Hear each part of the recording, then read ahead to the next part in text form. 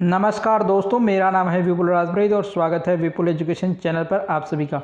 दोस्तों, कक्षा 11 की बुक जो हमने प्रारंभ कर रखी है, नई बुक लगी है आज़ादी के बाद स्वर्णिम भारत भाग 1। इसका हम पाठ नंबर 2 पढ़ रहे हैं, जिसका नाम है भारत का स्वतंत्रता आंदोलन। इस पाठ को अब तक हम 2 भागों में पढ़ चुके हैं। आपने वो दोनों भाग नहीं देखे, आई बटन में लिंक मिलेगा, जाकर देख सकते हैं। और पहला पाठ भी जो हमने पढ़ा था उसका भी आपको लिंक मिल जाएगा। आज हम शुरू कर रहे हैं इसका भाग नंबर 3। तो देखो, कांग्रेस हमने जो प्रारंभ की थी कल, जो हमने कांग्रेस से जो उद्देश्य थे या जो उदारवादी युग है उसके बारे में हम पढ़ रहे थे। तो आप देखो, ब्रिटिश सरकार और कांग्रेस की आपस में क्या जो तालमेल रहता है वो देखो। प्रारंभ में कांग्रेस की स्थापना को ब्रिटेन की महान विजय समझा जाता था। यानी प्रारंभ में जब कांग्रेस की स्थापना हुई थी तो इसको विजय ऐसे समझा जाता था कि शुरुआत में कांग्रेस ही जो है वो ब्रिटेन वालों के प्रति समर्पित थे, या ब्रिटेन वालों की कोई भी बात को वो अस्वीकार नहीं करते थे, उनका विरोध नहीं करते थे। परंतु कांग्रेस सरकार और कांग्रेस के बीच ये मधुर संबंध अधिक समय तक कायम नहीं रह सका। यानी कांग्रेस और सरकार के जो ये मधुर संबंध है ये काम नहीं रह सका। शीघ्र ही सरकार इस संगठन से भयभीत हो गई और इसमें खतरा दिखाई देने लगा। यानी जल्दी है जो है सरकार को ऐसा लगा ये संगठन जो है हमारे लिए खतरा है। सरकार ने कांग्रेस को प्रोत्साहन देना बंद कर दिया। यानी सरकार जो है कांग्रेस को श्रेय दे रही थी कि आप अपने संगठन बनाइए, सम्मेलन कीजिए। जल्दी उन्होंने ऐसा करना बंद कर दिया। 1880 में सरकार की कांग्रेस संबंधी नीति में परिवर्तन आया। यानी 1888 में सरकार जो है कांग्रेस के प्रति नीति बदली। लॉर्ड जो डफरिन है उन्होंने एक बौद्ध के अवसर पर कहा था कि अब कांग्रेस का झुकाव राजद्रोह की ओर हो गए। यह संस्था शिक्षित भारतीयों का नाम मात्र का प्रतिनिधित्व करती है। यानी उन्होंने कहा कि अब जो कांग्रेस है ये राजद्रोह करने लगी, ये शिक्षित भारतीयों के नाम मात्र का प्रतिनिधित्व करती है। 1890 में सरकार ने एक विज्ञप्ति निकाली जिसके अनुसार सरकारी कर्मचारियों को कांग्रेस अधिवेशन में शामिल होने की मनाही की गई। यानी सरकार ने एक प्रेस नोट निकाला, ये एक आदेश निकाला कि जो भी सरकारी कर्मचारी हैं उनको कांग्रेस के अधिवेशन में शामिल होने के लिए मनाही की गई। इस प्रकार सरकार और कांग्रेस के बीच जो आपसी संबंध है उनमें कटुता बढ़ने लगी। सरकार के इस बदलते रवैये के बावजूद कांग्रेस अपने रास्ते पर चलती रही। यानी सरकार ने जो अपनी नीतियाँ परिवर्तन की उसके बावजूद कांग्रेस अपने रास्ते पर चलती रही। निसंदेह कांग्रेस की कार्यनीति में भी कुछ परिवर्तन आए। यानी कांग्रेस के जो काम करने के तरीके उनमें भी परिवर्तन आया। कांग्रेस के नेताओं ने वायसराय के विचारों का खंडन करना शुरू किया। यानी पहले क्या करते थे, कांग्रेस के नेता जो है वायसराय या अंग्रेज अधिकारी किसी भी विचारों का कोई विरोध नहीं करते थे। अब कांग्रेस के नेताओं ने वायसराय के विचारों को खंडन करना शुरू कर दिया।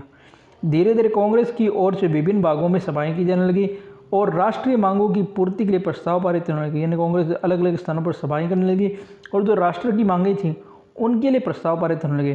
किंतु अब भी कांग्रेस के नेताओं का अंग्रेजों में विश्वास था। लेकिन अब कांग्रेस के नेता थोड़े बहुत अब भी अंग्रेजों के प्रति वफादार थे।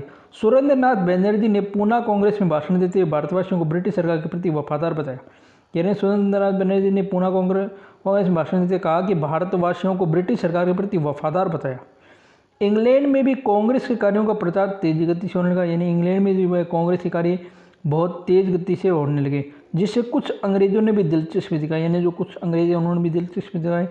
ब्रिटिश संसद के एक सदस्य थे चार्ल्स ब्रेडेला और सर विलियम वेडरबर्न के नाम इस संदर्भ में उल्लेखनीय। यानी इन्होंने जो है कांग्रेस की गतिविधियों में दिलचस्पी दिखाई थी, जिनके प्रयत्न फलस्वरूप 1890 में इंडियन पार्लियामेंट्री कमेटी बनी। यानी इन्हीं दोनों के परिणाम स्वरूप 1890 में इंडियन पार्लियामेंट्री कमेटी बनी और 1890 में इंडिया नामक एक पत्रिका भी प्रकाशित की गई, जो सन 1892 में मासिक और 1896 में साप्ताहिक प्रकाशित होने लगी। एक पत्रिका निकाली थी इंडिया, जो 92 में तक क्या थी मासिक महीने में एक बार, और फिर 96 में साप्ताहिक सप्ताह में एक बार। इन प्रयत्नों के परिणाम स्वरूप 1892 में भारत परिषद अधिनियम पास हुआ। यानी 1892 में एक कानून आया था जिसका नाम था भारत परिषद अधिनियम, जिससे भारतीय विधानमंडल जो थे उनमें कुछ सुधार हुए।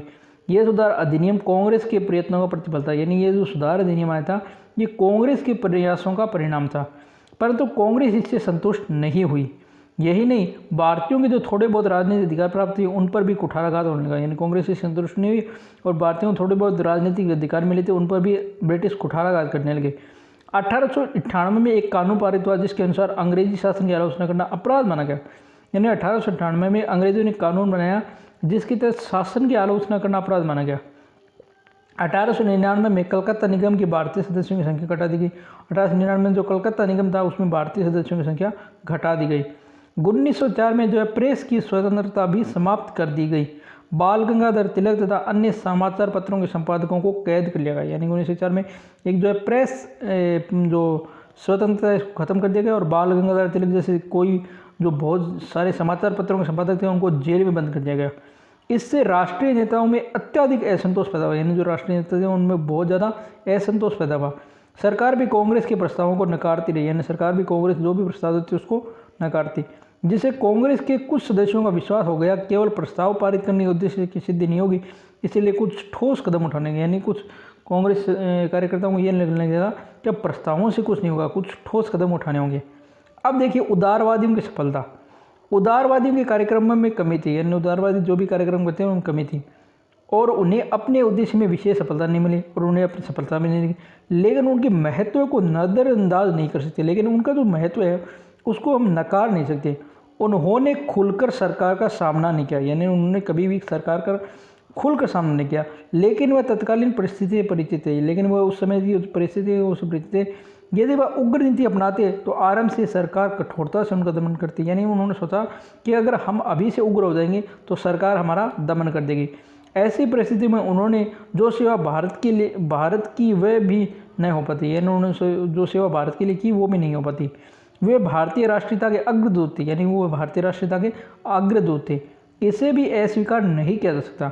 वस्तुतः कांग्रेस की उदारवादी नेताओं के प्रयास से ही भारत में राष्ट्रीयता की लहर दौड़ी थी। यानी जो कांग्रेस के उदारवादी नेता हैं उन्हीं के प्रयत्नों से भारत में राष्ट्रीयता की लहर दौड़ी थी।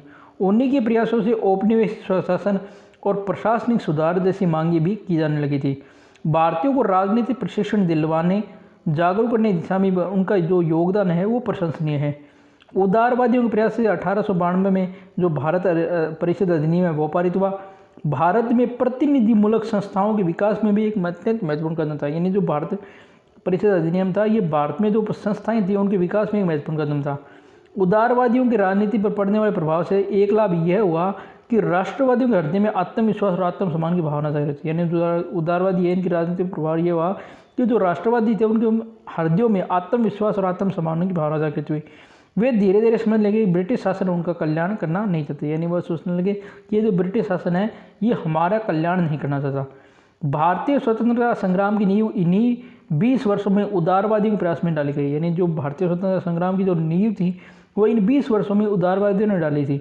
उदारवादी नेताओं ने हमें इस योग्य बनाया कि हम स्वतंत्रता की मांग सरकार के समक्ष रख सके। डॉक्टर पट्टाभी सीतारमैया ने उदारवादी कार्यों की प्रशंसा करते हुए कहा था कि प्रारंभिक उदारवादियों ने ही आधुनिक स्वतंत्रता की इमारत की नींव डाली। यानी उन्होंने कहा जो प्रारंभ के उदारवादी थे उन्होंने जो आधुनिक आज स्वतंत्रता की जो इमारत खड़ी है इसकी नींव डाली थी। उनके प्रयत्नों से ही इस नींव पर एक एक मंजिल करके इमारतें बनती चली गई। यानी उन्होंने शुरुआत में इसकी नींव डाली, उसके बाद धीरे धीरे ये जो है इमारत बनी। पहले उपनिवेशों के ढंग का स्वशासन करना, फिर साम्राज्य के अंतर्गत होम रूल, इसके ऊपर स्वराज और सबसे ऊपर पूर्ण स्वाधीनता की मंदिर बन की। यानी सबसे पहले क्या था कि उपनिवेश के जो ढंग थे उसमें खुद का शासन लाना, फिर साम्राज्य के अंतर्गत ही अपनी सरकार यानी होम रूल बनाना, उसके ऊपर स्वराज और फिर पूर्ण अधीनता की जो है मंदिर बन सके। ठीक है, इसके बाद जो है राष्ट्रीय आंदोलन का जो उग्रवादी युग है जो 1905 से 1920 के चला, इसको हम जो है कल की क्लास में देखेंगे। आज हम जो इतना ही देखेंगे। दोस्तों ये वीडियो आपको कैसा लगा कमेंट करके ज़रूर बताना।